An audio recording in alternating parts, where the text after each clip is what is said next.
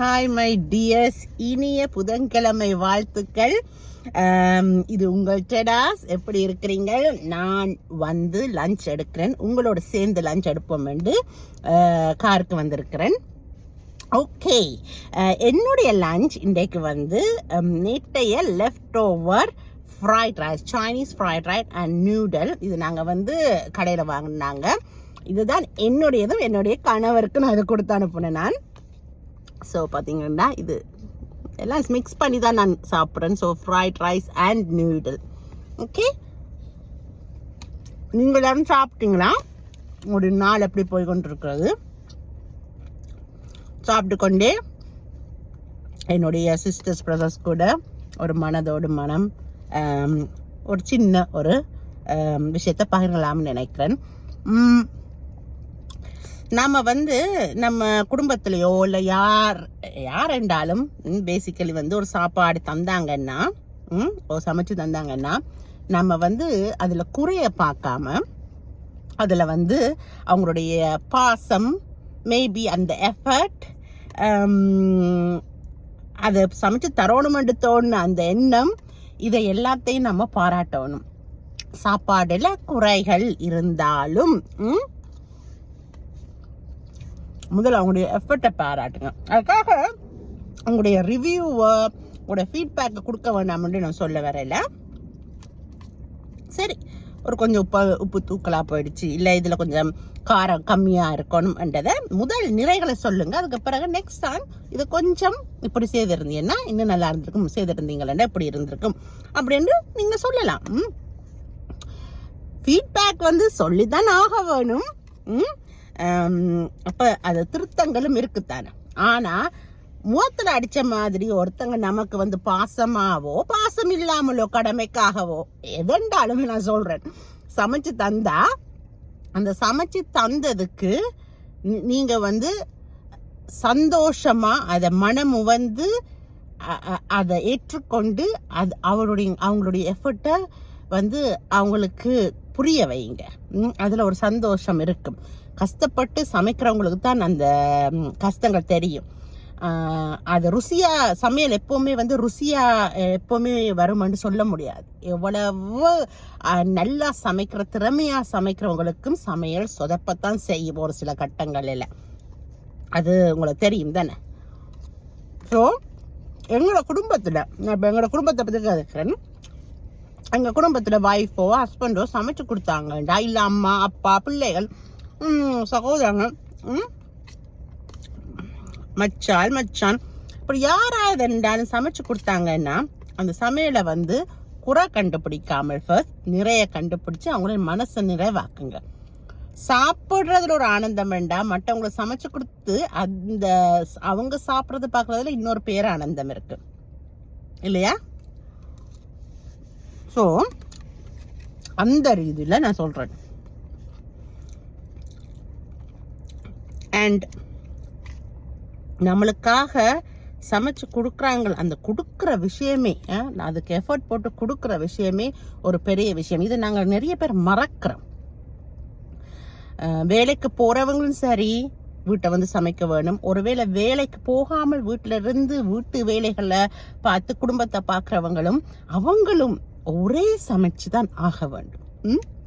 So இது இருப்பாளருக்கும் வந்து சரிசமமான ஒரு விஷயம்தான் சமையல் என்றது. ஸோ ஒரு எக்ஸாம்பிளுக்கு இப்போ என்னுடைய கணவர் வந்து அவருடைய நைஜீரியன் ஃபுட்டுகள் வந்து எனக்கு நிறைய செய்ய தெரியாது. ஆனால் நான் எப்பாவது இருந்துட்டு அதை செய்யறதுக்கு ட்ரை பண்ணணுன்னா அந்த ஃபுட்டை வந்து அது கேலி பண்ணாமல் அதை வந்து அவர் வந்து இன்னும் ருசிச்சு சாப்பிடுவார். ஆனா அது சரியாவே வந்திருக்காது, ஓரளவுக்கு வாயில வைக்க மாதிரி இருக்கும். ஆனா அந்த ருசி அவருடைய எக்ஸ்பெக்டேஷனுக்கு, அவருடைய ஒரிஜினல் அந்த ரெசிபியோட ஒரிஜினல் டேஸ்ட் வந்திருக்காது என்ற நான் இன்னும் கத்துக்குட்டி அதுல. அப்ப ஆனாலும் அதை வந்து அவர் வந்து ருசிச்சு ஏதோ அந்த ஒரிஜினல் டிஷ்ஷை விட அந்த டிஷ், என்னுடைய டிஷ் வந்து சும்மா அந்த மாதிரி என்ன மாதிரி அவர் அதை பில்டப் காட்டி அவர் அதை புகழுவார். அது எனக்கு ரொம்ப சந்தோஷமா இருக்கும். இதே மாதிரி தான் நானுமே அவட எங்களோட டிஷ் ஏதாவது ட்ரை பண்ணாருன்னா நானும் அதை தான் செய்வேன். தென் அவரும் சரி நானும் சரி அதை சாப்பிட்டு கொண்டு நல்லா இருக்குன்னு சொல்லி கொண்டு நான் அடுத்த முறை ஏதாவது ஒரு குறை இருந்துச்சுன்னா அடுத்த முறை சரிடா நானும் இருக்கிறேன், ஓ இல்லாட்டா நீ எனக்கு கால் பண்ணு, இல்லாட்டா இந்த விஷயத்த கொஞ்சம் தூக்கலா போட்டா இன்னும் சும்மா பிச்சு அப்படி என்று அந்த அதை சொல்ற விதம் இருக்கு. எல்லாமே சொல்ற விதத்துல தான் இருக்கு அப்படின்னு சொல்லலாம். ஏன்னா இம்ப்ரூவ் பண்ண தர வேணும். அண்ட் குடும்ப நபரா இருக்கும்போது நம்ம அவங்களுக்கு சஜஷன் எல்லாம் ஃபீட்பேக் எல்லாம் சொல்லித்தான் ஆகணும். ஸோ அதுல தவறு இல்லை, ஆனா சொல்ற விதங்கள் இருக்கு. அண்ட் இன்னொரு விஷயம், இந்த மாதிரி சொல்லாமல் ஒன்றுமே சொல்லாமல் சாப்பிட்றதும் அதுவும் தவறு. மௌனமா இருந்து சாப்பிட்றது. யாரும் நமக்கு சமைச்சு தந்தாங்கன்னா மௌனமா இருந்து இது அவங்களோட கடமை தானே என்று சொல்லிட்டு ஒரு ஃபீட்பேக்கும் சொல்லாம சாப்பிட்டுட்டு பேசாம எழுப்பி போடுறது, இல்லை சாப்பிடாம போடுறது, இது எல்லாமே தவறு தான். உணவு விட்டவங்களை உள்ளளவு நினைக்க வேணும்னு சொல்லுவாங்க. ஸோ நம்மளோட குடும்பத்தில் இருக்கிறவங்க நமக்கு அது கடமையாக செய்கிறாங்கன்றதால நம்ம சொல்லாமல் அவங்கள பாராட்டாமல் ஒரு தேங்க்ஸ் கூட சொல்லாமல் போகிறது அது ஒரு பெரிய அவமரியாதை. அதை செய்யாதீங்க யாரும். நெக்ஸ்ட் விஷயம் எதிர்பார்க்கறதும் அந்த என்ன சொல்றது எல்லாத்துலேயும் ஒரு குறை கண்டுபிடிக்கிறது. எல்லாத்துலேயும் 2 கறி வச்சிருந்தா 3வது கறியும் வேணும், 4வது கறியும் வேணும், அப்புறம் புதுசா வேற 3 நேரம் வேணும்னு சில பேர் எதிர்பார்ப்பாங்க சமைக்கிறது. ஃப்ளெக்சிபிளை கொடுங்க உங்களுடைய குடும்பத்தாருக்கு.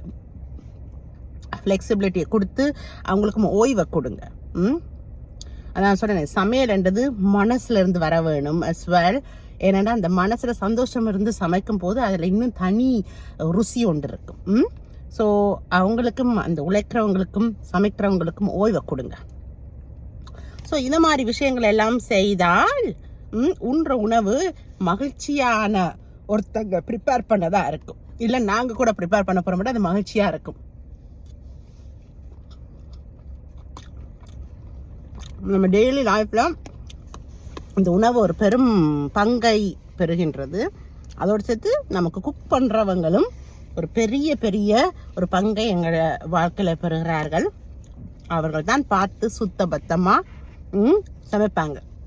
நீங்கள் இப்படியெல்லாம் சொல்லாமல் விட்டு இல்லை அவங்கள என்ன சொல்றது அவங்கள கவலைப்படுத்திங்கன்னா என்ன வேணும்னா அவங்க ஃபுட்ல மூலமா அந்த கோவத்தை காட்டலாம். ஆனால் அவங்க காட்ட ஒரு கண்ணியமான ஒரு காட்ட மாட்டாங்க. ஏன்னாடா இது சுத்தபத்தமா இருக்கும் இந்த உணவு. அட கண்ணியமானவர்கள் காட்ட மாட்டாங்க. ஆனால் அவங்க மனசுல வேதனையா இருக்கும் இல்லையா? அந்த வேதனையை வச்சுக்கொண்டு சமைக்க விடாதீங்க. அவ்வளவுதான் இன்றைய தோட். இவ்வளவுதான். ஒர்க் இருக்கு. ஒர்க் 6 மணி வரைக்கும் இருக்கு.